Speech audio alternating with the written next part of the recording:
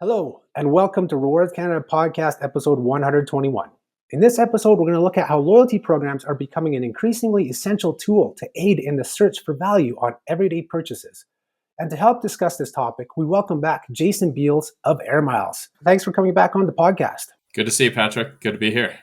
It's great. I mean, there's so much going on in the world of loyalty and shopping and you name it, just the whole world with everything going on with the US and Canada, the economy, you name it.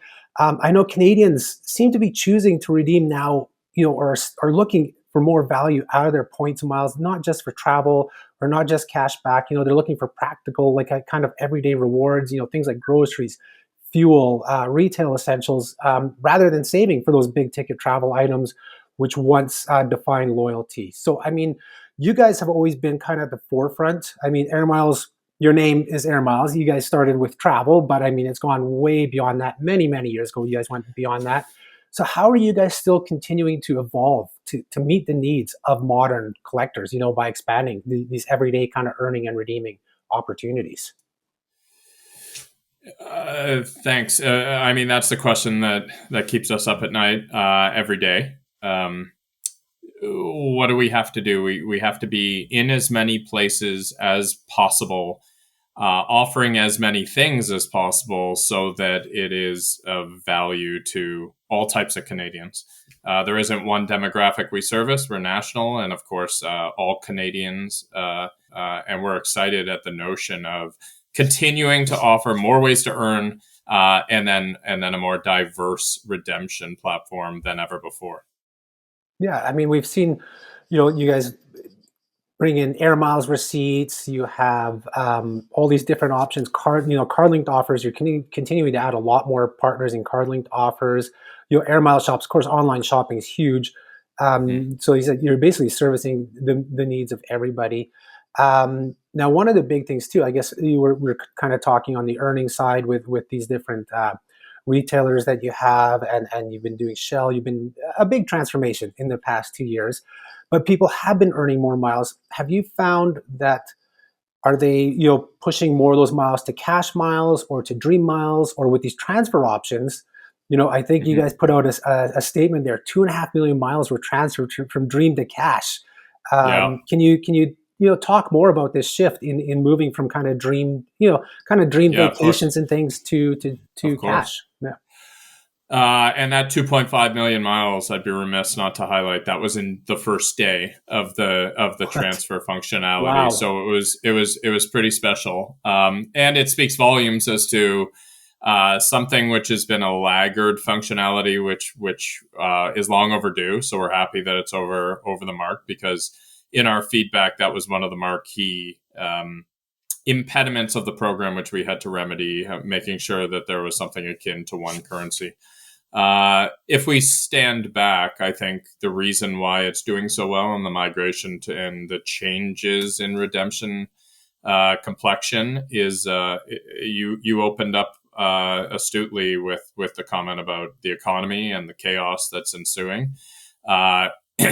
I see them as one and the same. Loyalty programs are going to be an imperative component of the economy going forward. They were before, but even more so now. It's funny, you can read online about how some pundits have criticized about how a recession may be to the detriment of loyalty programs and that they're all going to falter. I see it as quite the contrary, personally. I think it doesn't matter what color your currency is. Quite frankly, it still holds value, and people are going to be desperately holding on to whatever actually yields any incremental value in their day-to-day for their households. People are under remarkable strain, and by people, I mean not just collectors, but our partners alike.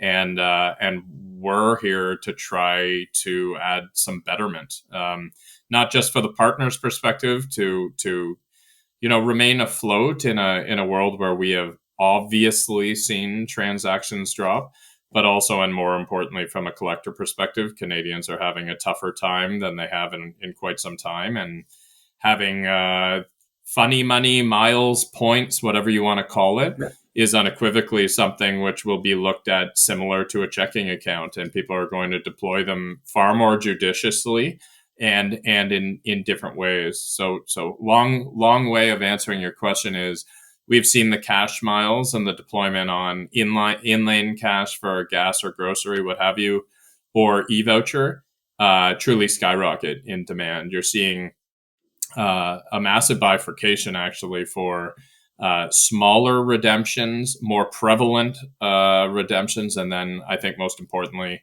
whatever yields that liquidity to go out and buy something that's tangible and going to make their lifestyle a little bit easier because it takes some strain off their pocketbook. Oh, absolutely. I think that does it help out with you guys. Back in the day, you would have more kind of set redemption levels, say for travel and that. But now, with everything being more fluid, more dynamic in terms of redemptions, that people are finding, you know what, I know that I'm going to get the same or equal value redeeming for an e-voucher than I would with travel or something like that. Do you think that's helping out as well? I mean, I think people can do a better job. First of all, it's more digestible limits. It can happen with a cadence that's more frequent than saving up for travel, which takes a while. Second of all, you kind of know what you get, and if you're buying the equivalent of cash, that kind of warms the cockles of some hearts because acknowledging cash is king at this juncture now. And then most importantly, this is why I joke internally that we're akin to a cashback program. We have over 70 e-voucher entities now. Some of them actually are partners of other programs, Yeah. and that's not holy to us. There's no sacred cow, and we don't have our elbows up. Whatever adds collector value, we're going to do it. So, we're constantly talking about link loyalty alternatives to make our currency fungible with other points. We're constantly trying to discern how can we curate the best combination of offerings so that folks can deploy miles in something that really helps them day to day. Oh, that's great. I mean, it reminds me of the early air miles in some ways. You guys used to have so many gift card options, and Yeah. then they were curbed back, right? They were brought back, Mhm. and now you guys are heading back that direction. And I think that's a smart move in terms of a loyalty program by giving those people more options, And then you have things like you've brought on Costco, as the e-vouchers. I'm sure that one does popular for the Costco memberships. Absolutely. Starbucks. Well, you said, I mean, all it takes is 95 miles, right, to get $10. It doesn't take That's a right. lot to earn 95 miles. I could go. I don't, I'm just hypothetically saying that maybe there's going to be a flash offer for Shell this week. Chances are I could go earn that 100 miles with one fill up, redeem even Well, 95 miles, right? And get $10 off, but also earn enough miles where I'm going to get $10 off a future Shell fill up or one of those e-vouchers. that's It's right. become very, very easy with your program to hit that first level of redemption. And with our now heavy redemption oriented lean in contrast to earn, there's some fun opportunities. In June, we're going to have another big redemption event, and that is a catalyst to someone not just redeeming for trip or gas or an e-voucher, but then they can subsequently actually earn on top of that because there's either going to be a meaningfully discounted transaction price or you subsequently get back and earn, and then you're on that flywheel Nice. again to get your next e-voucher. Nice. Yeah. So I was going to ask, that Yeah, was one of my questions coming up was like, what can we expect from you guys? We'll discuss that a little yeah, bit more. But I mean, yeah, another stat you put out is that, this whole shift, you've seen a 13 million mile increase in cash mile redemptions year over year. So I yeah, think that's kind of yeah. just showing I think the value you guys have started to really provide with these cash mile redemptions, right? Like, I mean, it goes back to just being able to earn 95 miles and redeeming 95 miles. It's very simple, and you don't have to hoard your miles to get that value. Yeah, we're seeing double digit growth in that regard. Obviously, the frictions with US and the degradation in the travel industry at large is leaning in on that a bit. Some crazy stats, and I have to note them because they are somewhat related to the growth in cash. Is our searches from Canadians for U.S. destinations are down roughly 36% year to date, and the bookings themselves are down roughly 24%. Contrast that with Canada. Listen, like there's still it's a tough world in travel. Canadian searches domestically are down, call it 22%, but the transactions are only down 5%. Okay. So, you've got a fivefold increase in the degradation of US travel from Canadians. Very small sample size. And of course, Yeah. it's right in the peak of pomp and circumstance around what's going on in the media and whatnot. But I genuinely believe when you marry the politics, any angst about crossing the border with what's going on with the FX and therefore the cost, Yeah. people are pulling back a bit. It's worrisome. And so why not just trade in for an Amazon gift card instead, which you're probably going to be transacting on this evening, right? Exactly. Yeah, So exactly. Yeah. Yeah, yeah, absolutely. That was going to be another question coming up about US travel. I mean, travel in general, we'll talk about that a little bit more too. But we're just, I guess right now we'll continue on this whole everyday value. I mean, we're seeing it. I mean, not just Air Miles, there are other programs out there as well. And I think they're probably seeing the same numbers in these kind of redemptions. Do you think this is something that is going to help the current economic climate? We're talking about for consumers, but what about for partners? Like what are partners yeah. seeing in terms of value from the programs, or what you guys can offer? It's funny. We had a meeting this morning about this on how we can help all stakeholders in their time of need. Because admittedly, this will be finite. This will get better. Yeah, But folks, be it collectors or partners, remember who was there for them in their time of strife.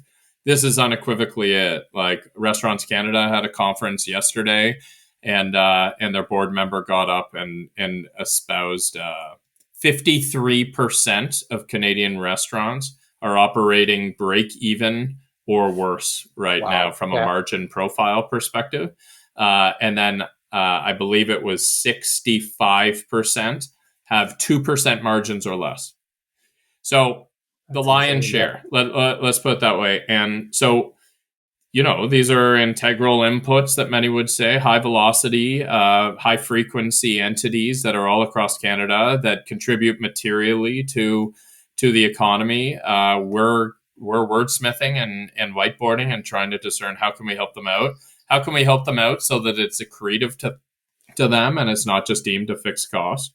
The perennial debate of loyalty is always, do we want to spend on incentives or just discount? I don't think discounting is the path at this point because it's not going to necessarily drive the incremental spend or the yeah, exactly. incremental Yeah, foot traffic that you need. So that's why we're here.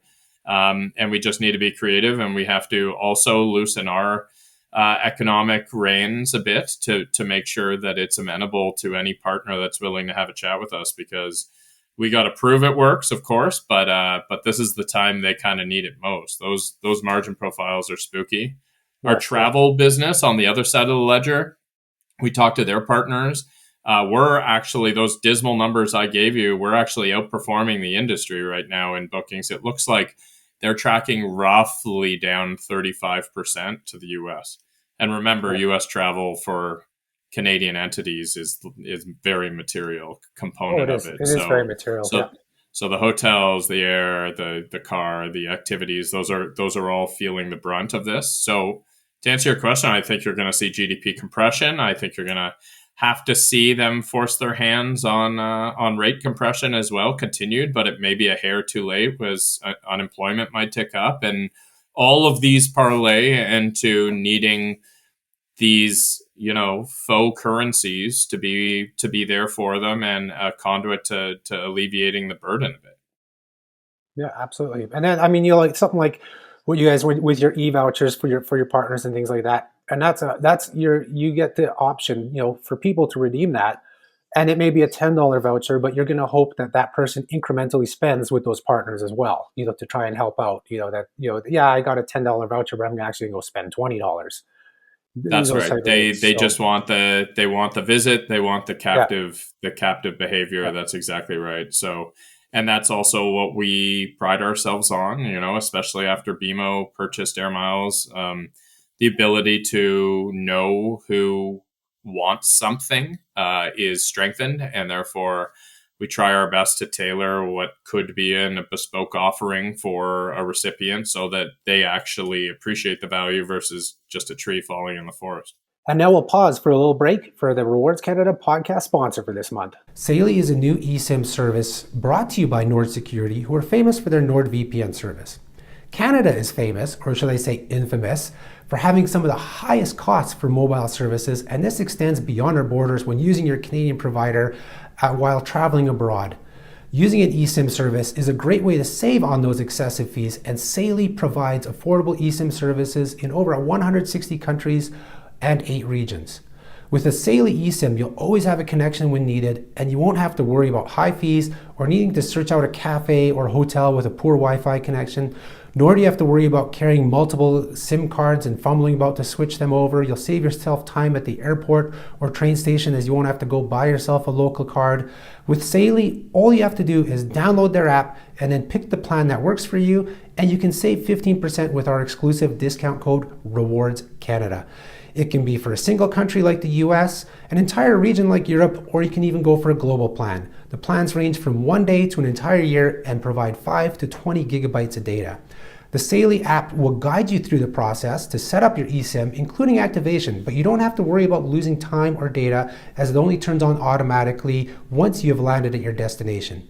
For our listeners and viewers, you can get that exclusive 15% discount on Saley eSIM data by downloading the Saley app and using code REWARDSCANADA, all one word, lowercase, REWARDSCANADA, at checkout, or go to saley.com/rewardscanada to have the code automatically applied. Welcome back. So now we have a few more questions for Jason Beales from Air Miles. We're going to talk we're going to go a little more in depth with Air Miles. We kind of were talking about, the consumers and the partners and the loyalty industry in general, but why don't we talk about what can we expect from Air Miles in 2025. I know we touched upon this back at our last podcast in late 2024, but what do you think we can definitely see from you guys in 2025? You mentioned the redemption event.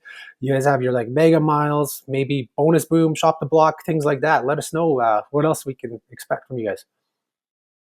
Yeah, there's two sides of the ledger, and both are causes for optimism. And then you could argue that the mothership, Bank of Montreal, sits on top of us and enables both initiatives. One is from my seat, assisting with revenue generation. I am biased in the sense that I believe in the mantra, if you build it, they will come. And therefore, what does that require? That requires as many partners as possible, keep the momentum going. Year to date, we've added 26 partners. I hope that will be at least the low water mark in contrast to what the next half will bring. We're excited to have some really big conversations and some really interesting link loyalty discussions on the horizon. So I'm very optimistic and excited for what the prospects will look like in the coming months, and some big announcements which we can hopefully share with everyone. Of course, that's implicit that BMO will be engaged in that regard too, because keeping up with the Joneses is one thing, but also showing that they, as a combined entity, are equally as competitive when a value prop ensues, especially with the economic degradation. It's going to be even more important for both brands to lean in. From a program perspective, there's some really fun technologies that are on the horizon that we'll be able to discuss in a couple months. Simply put, one of the impediments of all loyalty programs, especially ones that are trying to migrate outside of just the bank ecosystem, is how do you make it easier? How do you tech enable partners, irrespective of their size, to be able to recognize who a collector is, what their number is, take it so that the earn can ensue? We've got a few solutions which, by serendipity alone, are coming to fruition at around the same time. So there's going to be some pretty interesting revolution, I would call it, from an Air Miles perspective, in contrast to the conventional offerings. Card-linked offers are always going to be an integral part, especially with the bank nuance and superior earn and superior value via the credit cards. But I'd be foolish not to say that there's almost a renaissance in the sense of new products and new gateways to the program coming out, instead of just the conventional full integration, which is rather daunting from a partner perspective, because there's a lot of point of sale integration and whatnot. So we're very excited in that regard. And then you hit the nail on the head. More value to collectors, more promotions coming out. Definitely a redemption lean. So there's going to be some really, really rich opportunities out there to trade in for not just travel, not just e-voucher, but also merch and in-lane as Nice. well. It's going to be kit and caboodle and really, really holistic for anyone who's looking to redeem. And yeah, we're excited. Yeah. Well, it always goes back to that kind of general loyalty knowledge, right? That as soon as somebody redeems, they typically That's right. become more loyal to your program or loyal to your partners, and they found that they actually got value from the program. So I like how you guys are really pushing the redemption side with these redemption events. Mm-hmm. It creates a very good loyalty cycle. So not only is it good for the consumers that you're giving them Mm-hmm. maybe rebates or points back, or sorry, miles back. There's so many different terms: points, miles back, cash back, Yeah, you name it. that's right. That you guys are doing that, but it also provides the value to you guys. It provides the value to the partners. It's the whole Mm-hmm. circle. Everything is combined within that circle of the consumer, the partner, and the program. So. Yeah, I mean, we're just attacking what's the perennial concern of all loyalty programs, but especially air miles. When we got here, the market feedback was crystal clear. It takes too long to earn, was criticism number one. So how do you remedy that? You do it with richer offers, and you have to be more frequent and in more places. And I don't acknowledge the value upon time of redemption. So how do you remedy that? You make sure that they're pulsing on opportunities for greater value, and then you have a broader suite of offerings so that something that one person doesn't see as valuable, others will, and vice versa. So I think we're nipping those two concerns in the bud. Now it's all about execution and focusing finally on Canadians versus collectors per se to reach a broader swath. No, it's great. I mean, yeah, and there's a lot of offers that you guys have, a lot of parts of the program that should work for a lot of Canadians, right? Not just your Mm-hmm. existing air miles collectors, that future air miles collectors who haven't joined the program. I mean, you guys are, I don't know how many millions you're at now, definitely well over 10 million members. So I mean, there's still a good part of the market that aren't members, right? So you can definitely Well, try, that's try right. and bring That's them right. in. So You can boast these massive numbers until you're blue in the face, but yeah, then you realize that there's still millions of Canadians yeah, who are either not aware of the functionality or the value or the opportunity, and that's an incumbent part of our job as well yeah. to make sure that there's an education piece out there. So I think that brings us perfectly into my next question. It's like, what do you see as the biggest challenge that Air Miles faces as a loyalty program in 2025? Could it be competition? Could it be wallet share? Could it be gaining members? What is, do you think, the number one challenge for you guys? I mean, I'd be foolish not to acknowledge competition. You have some pretty big announcements that have ensued over the last 12 months from some of the other entities. There's a fascinating battleground where it's multifaceted, right? You've got the banks versus the banks, and then the loyalty programs against the loyalty Yeah. programs, and some are independent, and some are embedded, and some are one and the same. So it's a pretty remarkable change of complexion versus what it was even like 3-4 years Oh ago. yeah. Um, so yeah, I mean, what is of concern that you always have to be cognizant of? Competition for sure.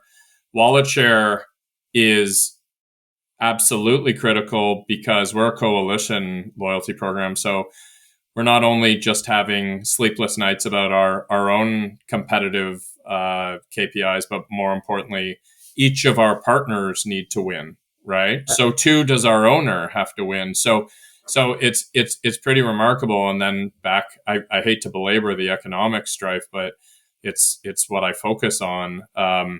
We need to find solutions for partners to overcome it, because the stronger the partner and the constituency is in the coalition, the stronger the aggregated loyalty program will be. So that's what we try to tell folks. Like, we're in it with them as opposed to just sort of an ancillary Yeah. business tool.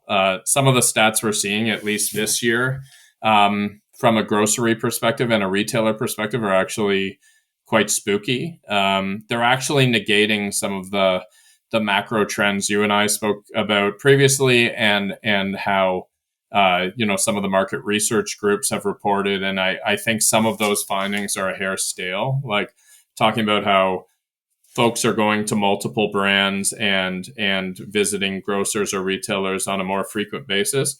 That was absolutely the case for the last 2 years.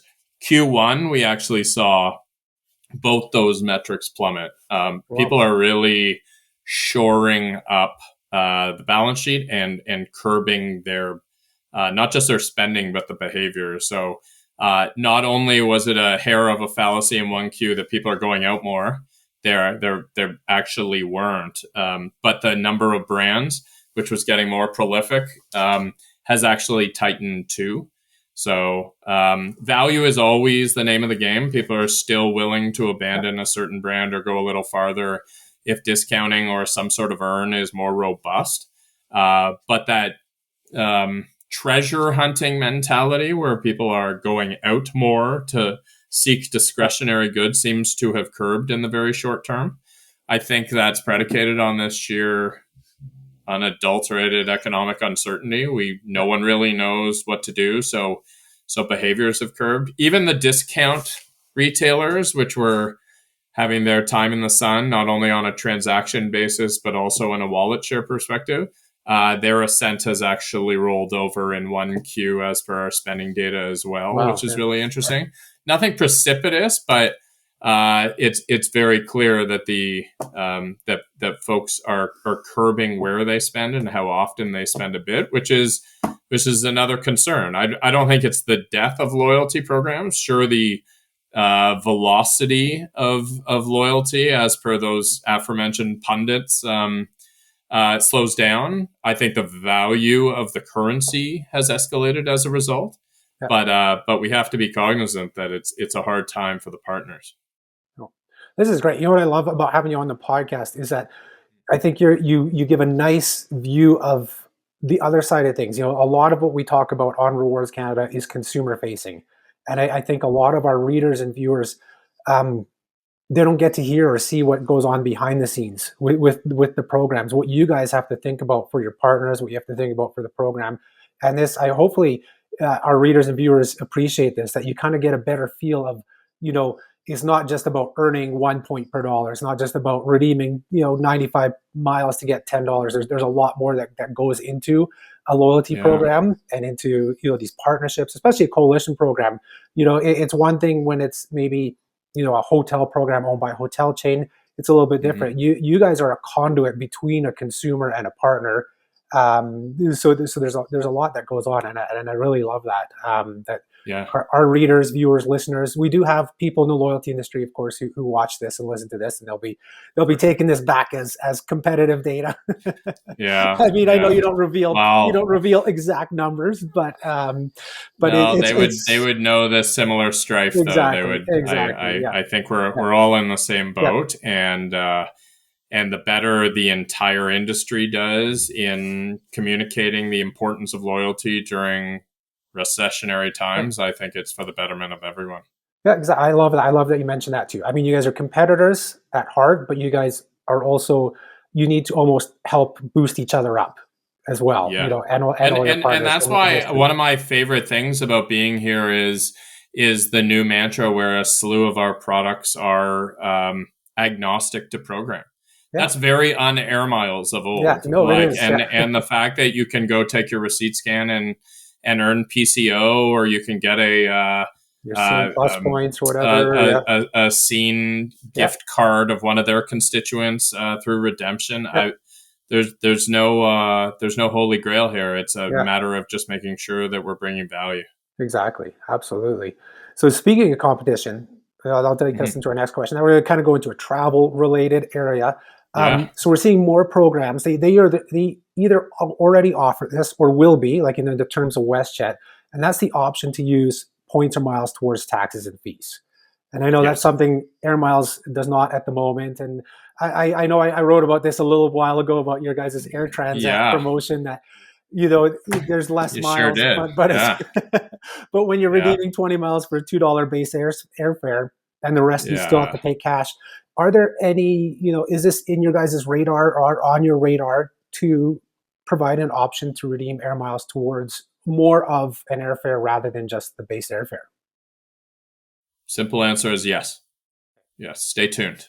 Perfect. But it's absolutely acknowledged as a pain point. It's ludicrous that we don't have that functionality, quite frankly, and it's a work in progress. And listen, we're always going to be beholden to the lunacy that is airline pricing. Sure. That was a good case study and something that unfortunately was actually out of our hands. Oh yeah. Yeah. But that's just the complexion of how they do pricing. Yeah. It's a conundrum, but yes is the answer. I can share that angst with anyone. It's remarkably frustrating to have to pay taxes and fees when you're trying to book what should be perceived as a free trip. So Yeah. so we're aligned and Oh, stay tuned. that's great to hear. And I mean, even if I know you guys are probably working behind the scenes, but even like so like WestJet, I know there is going to be a little bit lower value for your points when you redeem it towards the taxes and fees. Same thing with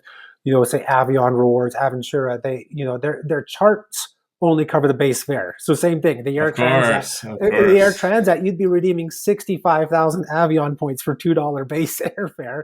So Yeah, you wouldn't do that, that's of right. course, but That's right. you wouldn't do that. But then they do have the option 100 points to $1 towards fees and taxes. So that'll Yeah. be I'm excited to hear that. I'm excited to see how you guys how you attack that level of the carrier surcharges. Yeah. It's one thing, government taxes and fees.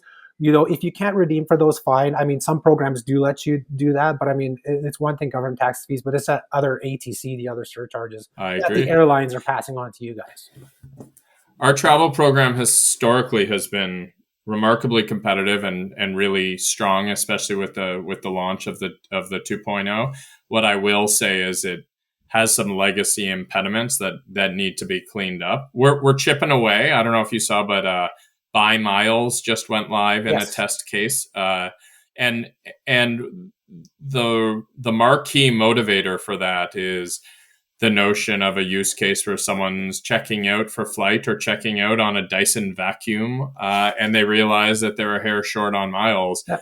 Previously, that transaction would then grind to a halt and they'd have to go elsewhere, which is asinine. I mean, other programs offer top ups. Yeah. So, this is our first foray into a test of discerning just what demand will be like. Yeah. I think it'll be material because I think it'll be a conduit to actually enabling the transaction. Similarly, when you're booking travel, there's a toggle which requires if you're using miles to use up to 50%. Yeah. That's a massive impediment too, in my view, and we're going to look to eradicate that as well. So there's Oh, true nice. flexibility on the cash and dream Oh, that's ratio. awesome. So Um, basically you'll be able to redeem any amount of Dream Miles and in cash.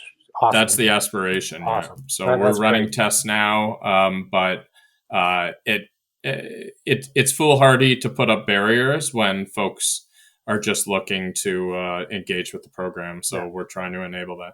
That's awesome. It's great that you guys are constantly looking to evolve and make the program more achievable for your collectors. That's Redemption's the more word. Yeah, achievable. Yeah. Yeah. that's right. I mean, going on that travel, that's perfect. That's a perfect tie into my next question was how Yeah. has travel, we've been talking about essentials, groceries, gas, all this stuff. How has travel um, turned out for air miles? Because back in the day when you had to earn 1,500 miles or 13,000 if you wanted to go to Mhm. New Zealand. At that time, I remember one stat. I think at the bottom end, only 8% of redemptions were actually for flights. Since you've moved to more of the partial redemptions, I mean up to 50%, but you've Mhm. given more flexibility. Have you seen a bump up in flight redemptions or like redemption of miles towards flights? Yeah. So travel will always be. I'm talking New World at least after the new launch and some recency bias here, but I would say travel will always be what is we perceive as an integral part of the redemption catalog. It's not necessarily. I don't. It doesn't breach the 50% mark, but it's absolutely material. Um, as I told you earlier, we've seen some slowdown commensurate, actually a little bit better commensurate than the industry slowdown. But yeah, what we do well, and it's clear that there's some muscle memory of certain collectors Yeah. that migrate to the same sort of products. We have a very meaningful domestic lean.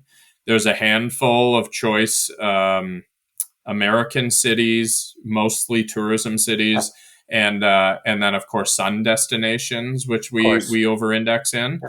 But I'll tell you, outside of domestic, I could probably give you a top 10 list of cities, Yeah. down in sun destinations or the US. And then after that, it kind of falls off a bit. So Oh, we really do have a bread and butter, and people are yeah. comfortable with. I think we see that, So yeah, you guys are, I don't think are alone in that regard. If we take a lot of other travel programs, outside of domestic travel, and like you said, probably maybe a dozen sun destinations and a few US destinations, the yeah, redemptions for flying to Europe, flying to Japan, they yeah, they drop quickly. Like yeah, I know one other program when they increased miles. This was years ago, and there was a big uproar. And they're like, "Well, but wait, it affects less than 2% of redemptions." yeah. And that's what we typically That's see. right. And we just see it again when anytime there seems to be a devaluation for, I guess, premium products or far away Yes, travel.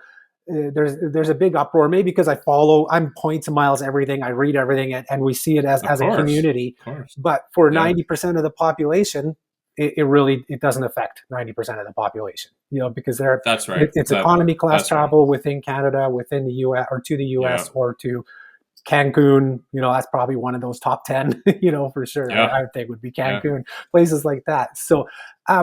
but It's there. Yeah, yeah, with all that, have you seen, though, because you said there's a drop off in searches for US, have you seen an yeah. increase for Canada or international destinations? Like, do you see an increase there? Not in as I previously said, Canada has seen some compression too. Yes, the international searches have seen an uptick. Sun has seen an uptick as well. Now let's take that with a grain of salt because it's also coming off, the Winter, winter yeah, winter season. season, yeah. So a culmination of people maybe playing a currency hedge to a country that has a better value prop. Yeah. Plus, I don't know about you, but this has been a dreadful winter for many people. Yeah. So I won't take those stats as gospel quite yet, Yeah. but it's pretty clear. It's pretty clear now. I'm not waving the white flag on the economy quite yet because I'm happy to say we actually saw merch redemptions and merch searches go up, Nice. to a smaller degree than E-Voucher, but still up, which you would think is somewhat counterintuitive for the economy at large. So there is cause for optimism there that interest and spending and that flywheel continues to move. I really do think that there's just some ancillary frictions on travel right now. Yeah. Plus, to your point, by design, travel more often than not is a more lofty redemption than even Yeah. merch, Yeah. right? Oh, These are absolutely. Yeah. bigger tickets. So, Yep. um, so I think, yeah, yeah. it's fascinating. Comes down to I think a good term you used earlier is educating people too about the programs, right? Like you said, That's you might right. you might have those people who still remember air miles as like, oh, I need to have so many thousands of miles to redeem for travel, when you don't anymore, and if you guys go on the full flexible redemption, then 95 miles gets you $10 off your travel, hopefully, something like that. You you're Yeah. 100% right. I assure you that there are collectors out there that use Air Miles shops to shop on Amazon frequently because they're our best affiliate partner, and don't even know that they can get e-vouchers for Or Amazon Amazon. Yeah. with the miles they're earning on Amazon. Yeah. Right? So Yeah. so it's a perennial tug of war, the Yeah. education versus the promo. And then all loyalty programs also struggle with the finite amount of real estate, right? Like Exactly. Yeah. you can only send X number of emails to someone before you sort of satiate their willingness to Yeah. receive. Yeah. And do you really want that to be wasted with an education piece Yeah. versus a promo or a That's right. value or a partner logo? Yeah.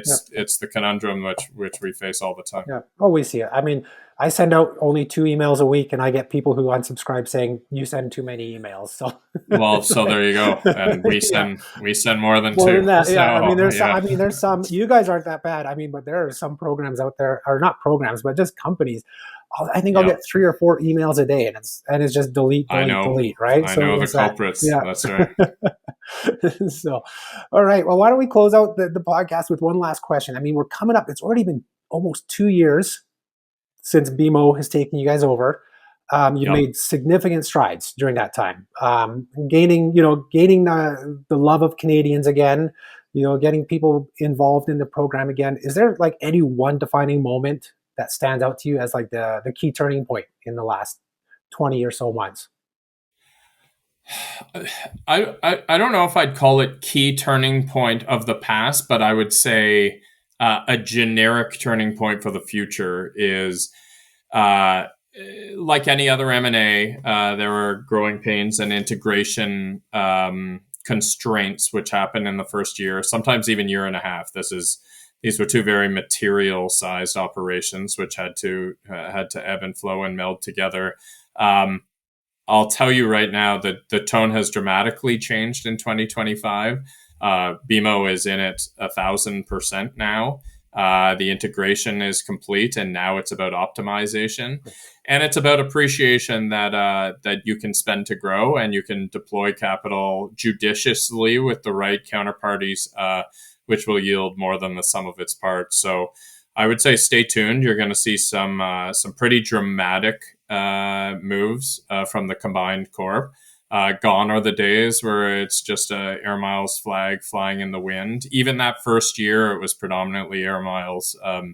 But I think you're going to see some intermingling where we're trying to, quite frankly, have our cake and eat it too, to leverage the combined 15 million Canadians, but then also reach out to those collectors who aren't bank members and see whether both cohorts can prevail from whatever new value is brought out into the market. Nice, nice. That just I have a question in my head about that, but I think we can save that for another podcast because I think that when it might be a rabbit hole we'll go down into Yeah. about Let's Air do it. Miles, Bank of Montreal. But I think because we're coming up on well over half an hour here, so Yeah. so I think that's it. So a big thank you to you, Jason, for coming back on the podcast again, for letting our listeners, viewers, readers, know kind of what's going on in the loyalty space in Canada, what's going on with Air Miles. Like I said, we'll have you back on. I'm gonna write that question right down after this. Yeah, please. I'm Awesome. excited. Thank you again. Yeah, thank you. Always a pleasure to be here. Cheers.